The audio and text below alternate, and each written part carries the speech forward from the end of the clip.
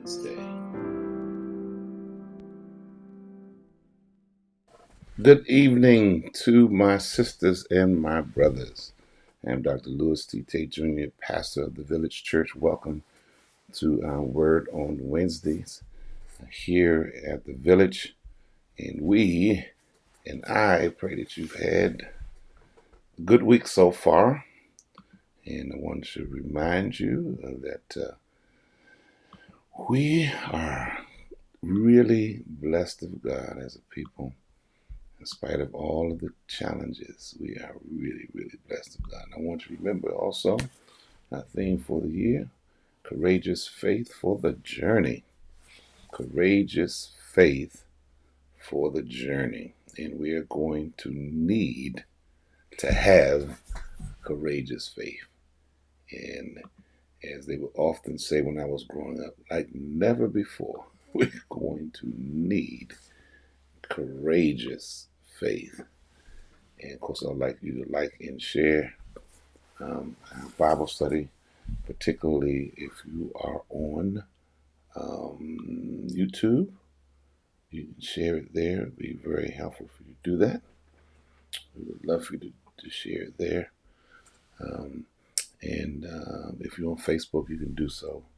Do so well. So we ask that you would take the opportunity to do that, to like and share, and let people know that we are on. That we are on. That we are on. And also, we just want to remind people, particularly as we are moving forth in this Lenten season, that we also are exerting our own strength, our own power in terms of how we spend our money, where we spend our money, with whom, and so we also, and where we get our information. So it's important that you guard your minds during this Lenten season and beyond, not just during the Lenten season, but from this time forward. Guard your minds, because it's so important that you keep your mind. And I was talking to a friend of mine today, Dr. Anthony Bennett in Connecticut, and we were kind of making fun of, but in reality saying, the old saints knew something about, guarding your mind. They would always have songs or sayings in testimony service about, God keep my mind. And certainly today, we definitely need to make sure that we keep our minds. All right, and we're in the midst of this 40 days, and I say 40 days and beyond because sometimes we do stuff for a season, particularly when Lent comes along, and then when Lent is over, we go back to business as usual. But I think we definitely need to keep. Good to see you, Deacon Charlie, Elder Jackie, and other people who are jumping on. This is 40 days. We will fast from economic exploitation and invest in Black freedom. And then you can go to Target, fast.org, get more information. And I do have some cards I just got to figure out. I know it's looking crazy right now, but I'll get this card to you so you can see it. Matter of fact, I'll show it on my screen a different way so it'll show up for you. But we want you to definitely consider being a part of this fast with us, being a part of just understanding the importance of how you spend your money, where you spend your money, and those kinds of things. So it's important that you do that. So I think you'll be able to read the card now. So this card, my good friend, see, I'm going to show it there, Pastor Patricia Fears, about economic empowerment. And it also talks about the amount of money we spend in terms of Black people, $1.98 trillion. On the back of this card, and I know you can't see it because it's kind of faint, so but it just talks about where you spend your money, how you spend your money, and for what. So on the back it says how we spend our money. Don't spend any money with Target or any other business that exploits people of color. Be intentional about your spending. Save more, shop less. Thoughtfully, the dollar circulates the black community for 6 hours. That's it. And then when we spend our money, pick 2 days a week not to spend. Try it. Be a leader, not a follower of trends. Equip yourself and others with tools for economic stability. And then lastly, where we spend our money. Spend where your money will have the greatest impact on your neighborhood. Insist on it. And shop online through black-owned apps like Black and Green Book Global, Eat Okra, Think Black, and others. All right, so that gives you a little idea about basically how we can sort of lean into this 40-day fast, from economic exploitation.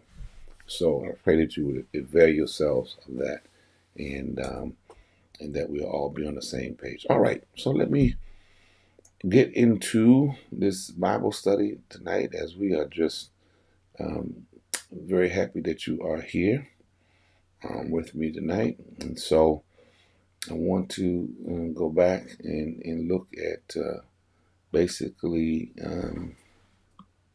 two texts.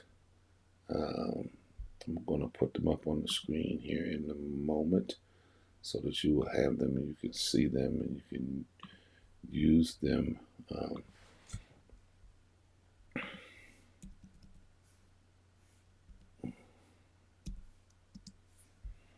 Yeah, okay, here we go.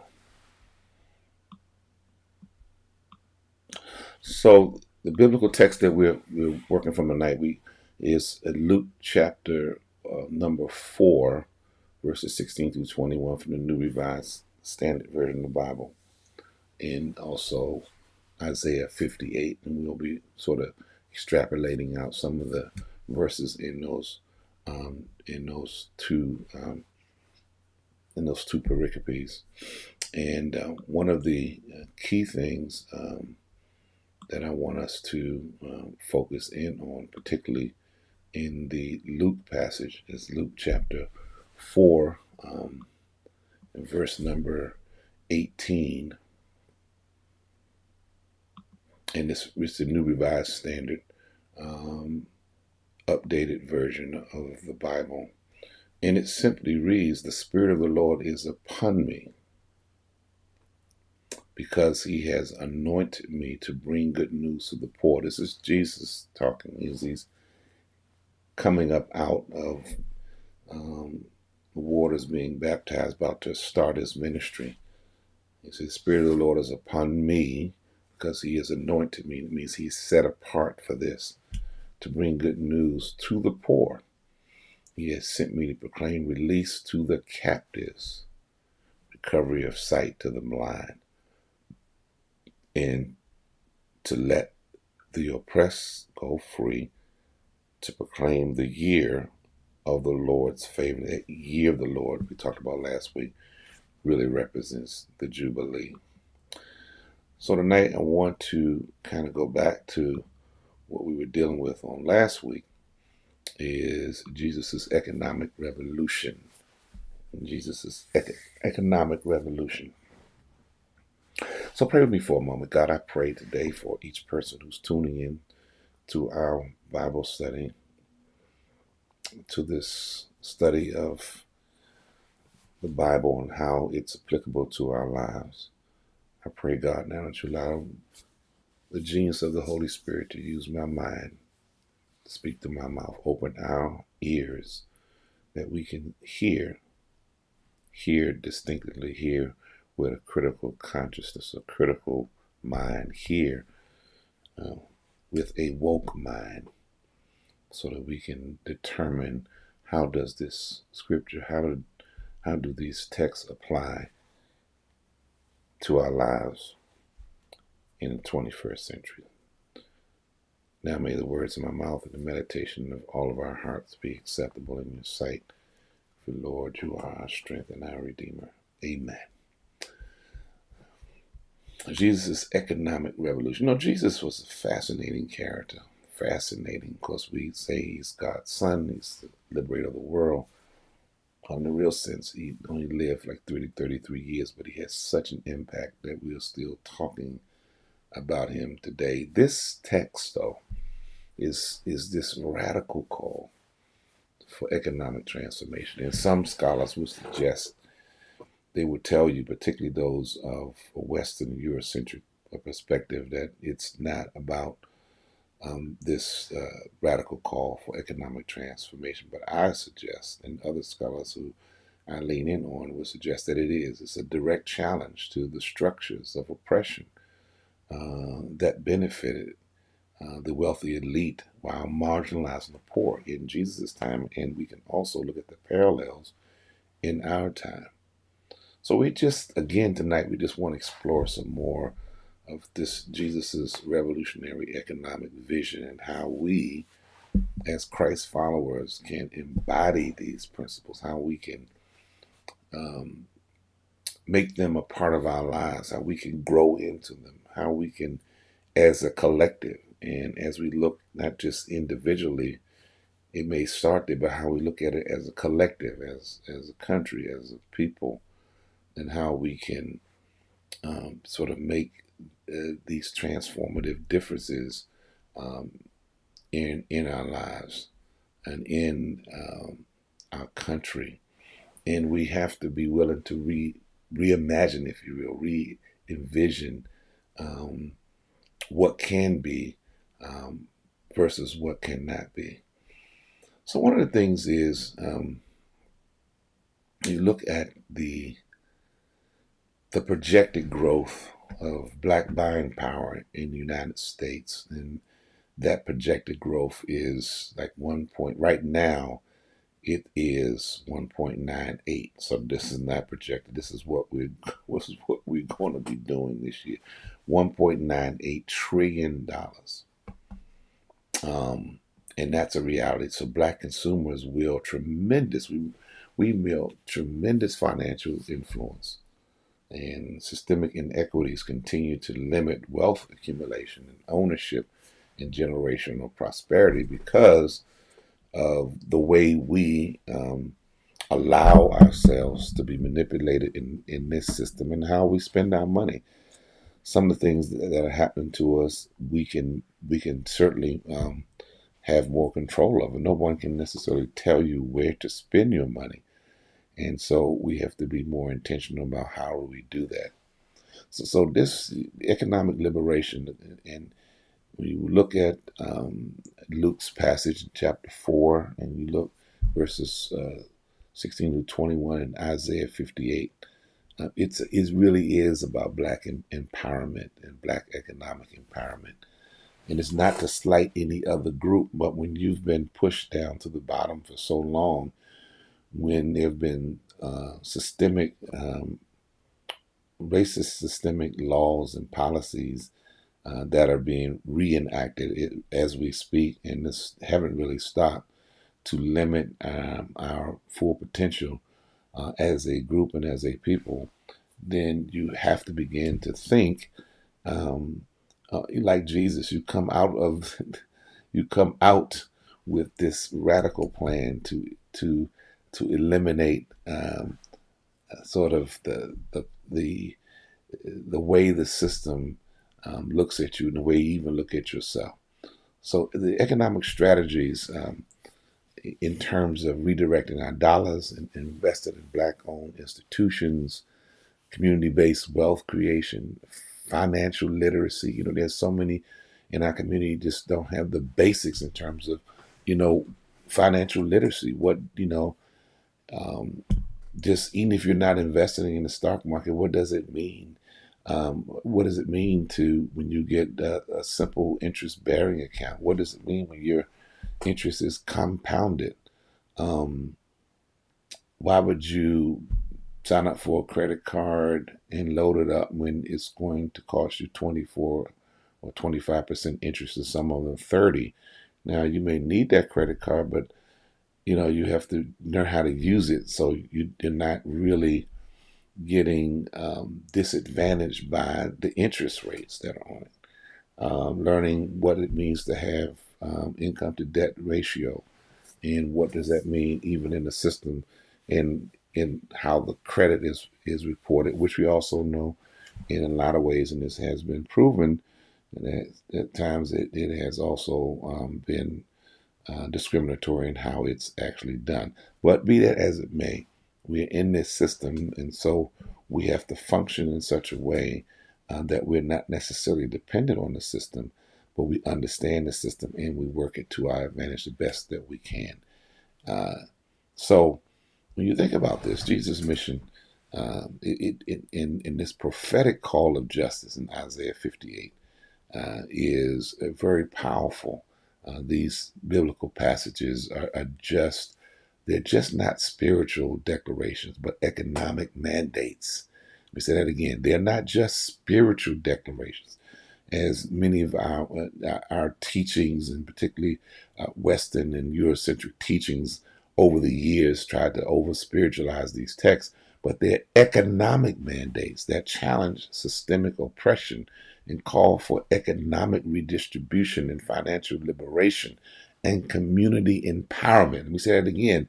These are economic mandates that challenge systemic oppression and call for economic redistribution and financial liberation and community empowerment. Let me park here parenthetically for a moment. So when you hear talking about the tax cuts, they're not tax cuts for you and I, my brothers and sisters. These are tax cuts for people who should be paying their fair share, which are billionaires and corporations who end up paying nothing, where the burden of the taxes that are collected are put on everyday working class people, right?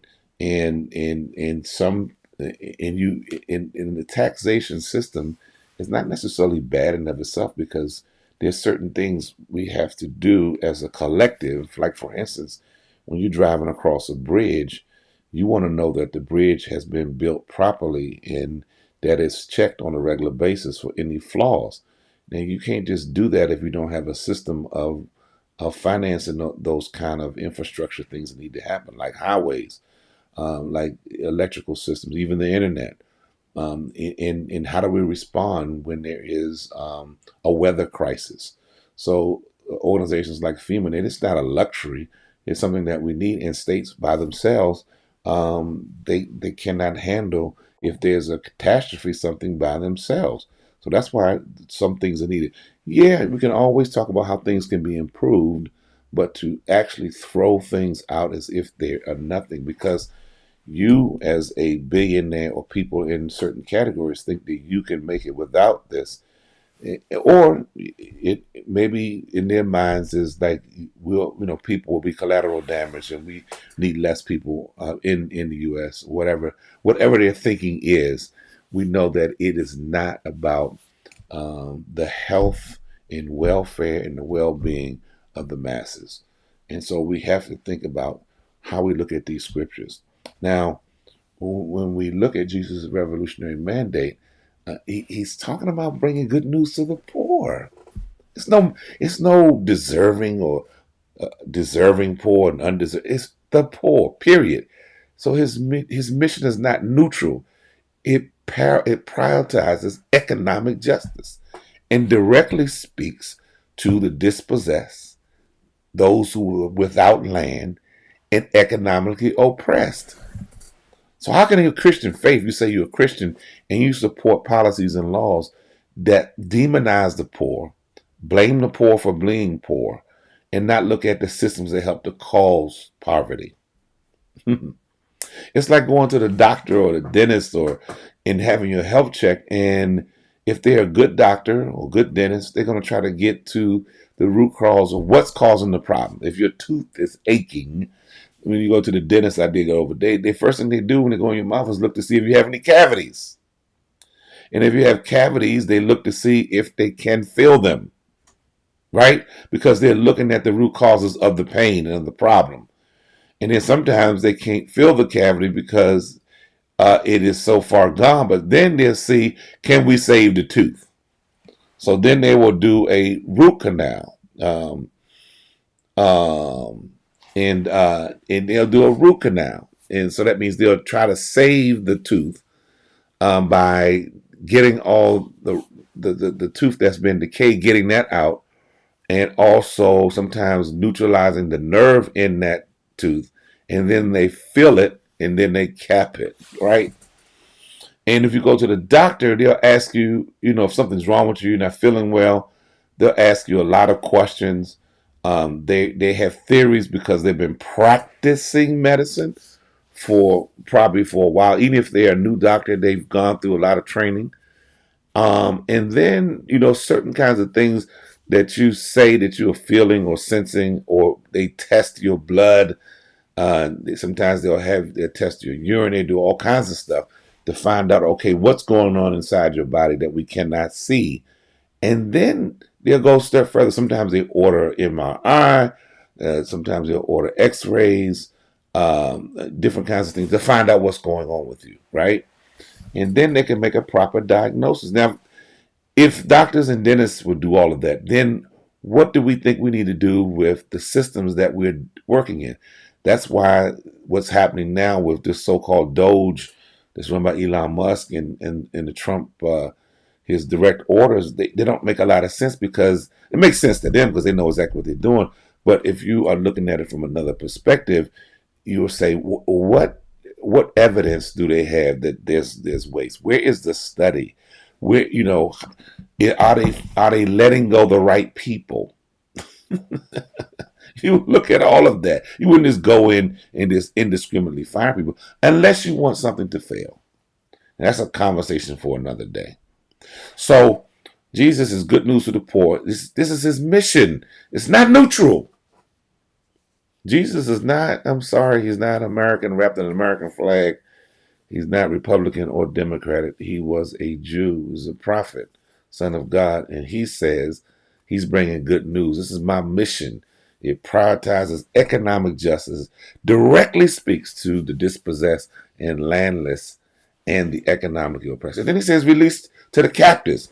In modern economic sense, this points to the liberation from predatory financial systems such as payday loans, student debt, and housing discrimination. Now, if they were so interested in balancing the budget, then they will forgive all the student loans, because they will forgive. I think that's up in the trillions. If they were really interested in getting the budget in order and making real restitution for folks, they would forgive student loans. Why not? This would be an act of like jubilee. And why was education so expensive? These are questions they don't want you to ask. And when you look at other countries that are comparable to ours, they don't do the same thing. People can get education in like some of the European countries, other countries, at a very reasonable cost, and sometimes they don't pay anything if they meet the criteria to be in college. Because everybody is not meant to go to college, but it should be not the state's decision. It should be the individual decision of whether or not they can meet the criteria, where they can get in or not. All right. And then he says the year of the Lord's favor. This is direct reference to the Jubilee year, Leviticus 25. Systems of debt cancellation, land restoration, and economic reset. Now, some scholars, and most of them are European, who would say, well, this was just a vision. It wasn't anything that really happened. It wasn't real. But whether it was a vision or it happened, it is something that we should be striving for. Why shouldn't we have a reset? Why shouldn't it be a reset on everything? Why are we stuck on thinking things have to be always done the same way they've always been done?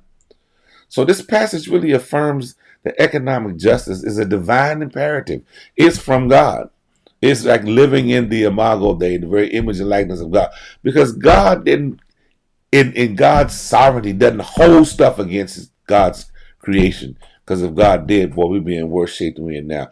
If we are to follow Christ and have the religion of Jesus and not the religion about him, as Howard Thurman talks about, the religion of Jesus, we must actively disrupt economic systems that perpetuate black poverty and create alternative models for community wealth building. We've got to do that. And this is a great opportunity, even though it's tough, it's hard, it is challenging, but we got to find a way. And then, God says in Isaiah 50, this is the fast that God chooses. Is not this the fast I choose, to loose the bonds of injustice, to undo the straps of the yoke, to let the oppressed go free and break every yoke? In verses 9 and 10, if you remove the yoke from among you, the pointing of the finger, speaking of evil, if you offer your food to the hungry and satisfy the needs of the afflicted, then your light will shine in the darkness. My God, you're talking about being an example. You're talking about being the light.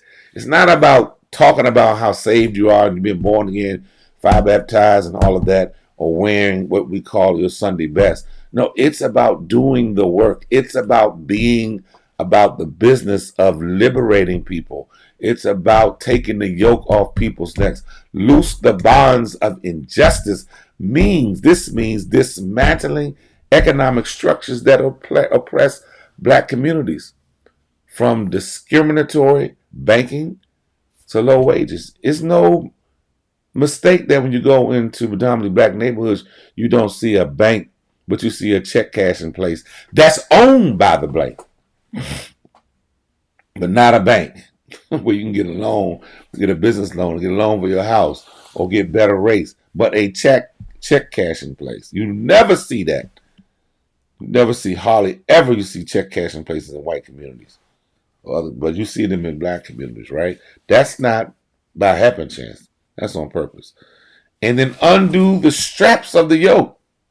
Debt, job discrimination, which we know is going on right now. And don't ever think that we're in a colorless society. That's just a joke. Redlining, wage theft as modern yokes that must be undone. All of us as Americans, have paid into the Social Security system. Now they're telling us that somehow it's a set aside, it's an entitlement. It's not an entitlement when you pay into something. It's a program that was set up way back, I think in the 60s, or maybe beyond. And so now you want to go in and rate it or cut it off when people have paid into it, or make it more challenging for seniors and those who are disabled to get what they're supposed to be getting. What kind of society are we building that doesn't want to take care of his elderly and those who are disadvantaged? But some people think that we're dispendable, or think that people who are elderly or people who are disabled or people that are different, that somehow they're dispendable. So we have to really embrace this Jesus' economic revolution, because it's really about the soul of this country. It's really about the consciousness of a people. It's what God would want. So Isaiah 58 calls us not to just personal holiness, but to a systematic transformation. Black liberation is a direct response to this divine call. All right, I'm almost done. Give me a few more minutes and I'll be done. So, strategies. There's a few strategies for us to shift from spending power to more wealth power in terms of what we do with our money. Redirecting dollars to black-owned businesses is one way we can start. Good news to the poor, breaking the yoke of oppression. Why it matters. Money circulates within the black community, I think I told you this earlier, for only 6 hours. I think the Jewish community, it stays, I think, 14 or 15 days or more. Other communities more than that, but ours only 6 hours and it's gone, compared to weeks in the white communities. This result in capital flight and economic stagnation. So what we have to do, here's some things we can do.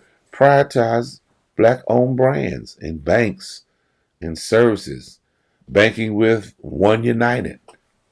It'd be one place to start. Supporting local black businesses. We need to encourage each other in collective consumer action. If just 10% of black spending went to black businesses, that's over 1 million jobs that could be created. We say it again. If just 10% of black spending went to black businesses, that's over 1 million jobs that could be created. Challenge corporate exploitation by redirecting spending away from companies that profit off black labor but reinvest little into black communities. And I would say take it further. Don't invest in black policies that affect people who are African American, people are Latino, those who are woke. And please stay woke for God's sake. Please stay woke. I'm saying it again. Woke is not dead. When you're dead, you're asleep. That's dead. You need to stay awake at all times. And why it matters, black communities have long been denied fair access to fair lending, home ownership, small business finance, and it's still happening.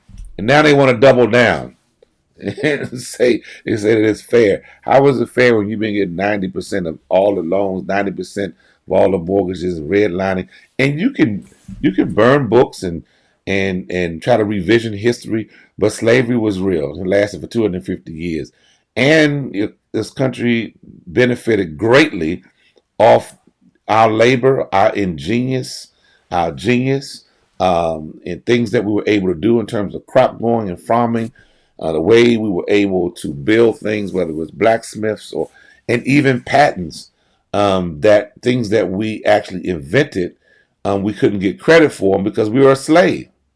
Ain't that something? Listen, let me this and we've got to think about this community-based wealth creation. So Ojama, which is one of the principles of Nguzo Saba, we've got to think about how we work together, even if it's just small groups at a time. And it matters to move our community from individual consumerism to collective wealth building. So it's not just about you and yours and your own, but it's about a collective.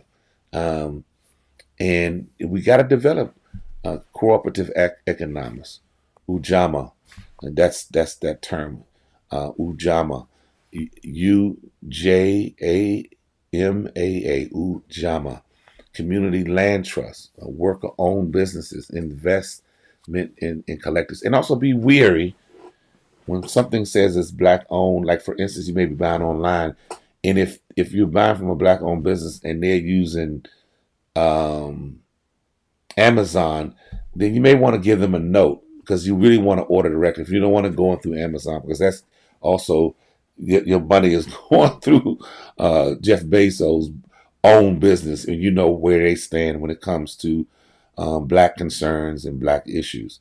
So you find a way to support black business, but make sure they are really black owned, and that's an important thing to do. All right. Yes, we will.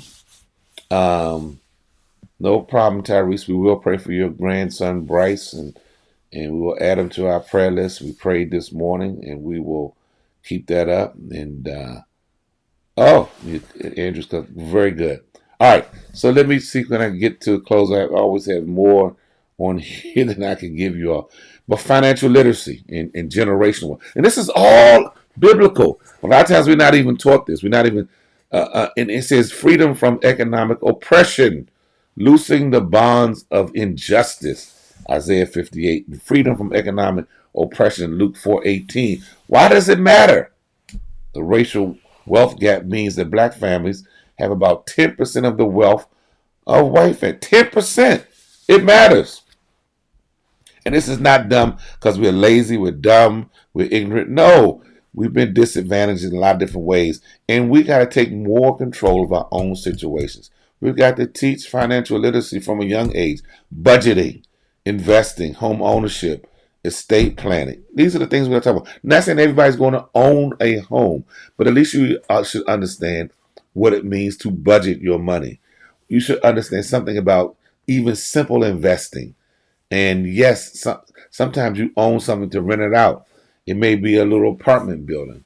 It could be anything. And estate planning. What's going to happen to your assets when you leave?